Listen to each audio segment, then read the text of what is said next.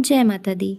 हर साल चैत्र मास की शुक्ल पक्ष की प्रतिपदा तिथि से चैत्र नवरात्रि का शुभ आरंभ होता है और इस दिन गुड़ी पड़वा भी होता है और हमारे हिंदी नववर्ष की शुरुआत भी इसी दिन से होती है। आइए जानते हैं साल 2026 में चैत्र नवरात्रि कब से प्रारंभ होगी, कब समाप्त होगी, अष्टमी और नवमी तिथि कब रहेगी और नवरात्रि की सरल पूजा विधि के बारे में। इस बार प्रतिपदा तिथि 19 मार्च दिन गुरुवार को सुबह 6:54 से शुरू हो रही है। इससे पहले प्रतिपदा तिथि रहेगी।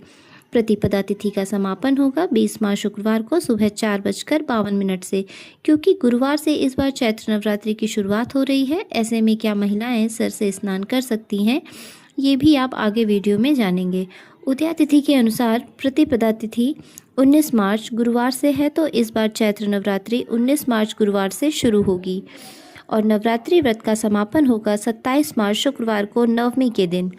और क्योंकि इस बार नवरात्रि गुरुवार से प्रारंभ हो रही है, तो इस बार माता की सवारी पालकी होगी।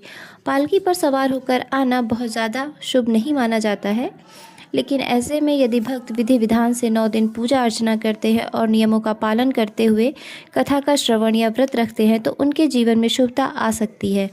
पहले दिन कलश स्थापना की जाती है, जो कि हमेशा शुभ मुहूर्त में ही करनी चाहिए और इस बार चैत्र नवरात्रि में कलश स्थापना 19 मार्च दिन गुरुवार को ही की जाएगी और नवरात्रि के प्रथम दिन माँ भगवती के प्रथम स्वरूप माँ शैलपुत्री की पूजा की जाएगी।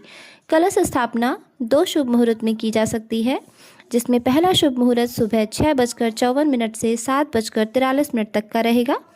दूसरा मुहूर्त रहेगा अभिजीत मुहूर्त, जो कि दोपहर 12:10 से 12:58 तक रहेगा। कलश स्थापना यदि आप सुबह के समय कर रहे हैं तो ध्यान रखिएगा, सुबह 6:53 पर अमावस्या तिथि रहेगी, तो इसीलिए अमावस्या तिथि में कलश स्थापना करने से बचना चाहिए और जो भी शुभ मुहूर्त बताए गए हैं उसी तिथि में कलश स्थापना कर सकते हैं। क्योंकि गुरुवार से नवरात्रि शुरू हो रही है, ऐसे में कुछ नियम ऐसे हैं जो महिलाओं को पालन करने होते हैं। महिलाओं, कन्याओं को ऐसा कहा जाता है कि गुरुवार के दिन सिर से स्नान नहीं करना चाहिए, लेकिन क्योंकि इस दिन नवरात्रि की शुरुआत हो रही है, एक दिन पहले तक जो भी महिलाएं या कन्याएं शारीरिक रूप से शुद्ध नहीं हो पाई हैं, यानी कि पीरियड्स के कारण आप इससे पहले तक सिर से स्नान नहीं कर पाई हैं और आज से आप व्रत भी रखना चाहती हैं, शुद्ध हो चुकी हैं, तो आप गुरुवार के दिन सुबह केवल सादे पानी से स्नान कर सकती हैं। अगर संभव हो सके तो किसी पवित्र नदी में डुबकी अवश्य लगाएं, क्योंकि इस दिन अमावस्या का स्नान भी होगा। इस बार अष्टमी और नवमी तिथि को लेकर भी बहुत ज़्यादा असमंजस रहेगा, क्योंकि दोनों ही तिथि 2 दिन पड़ रही है।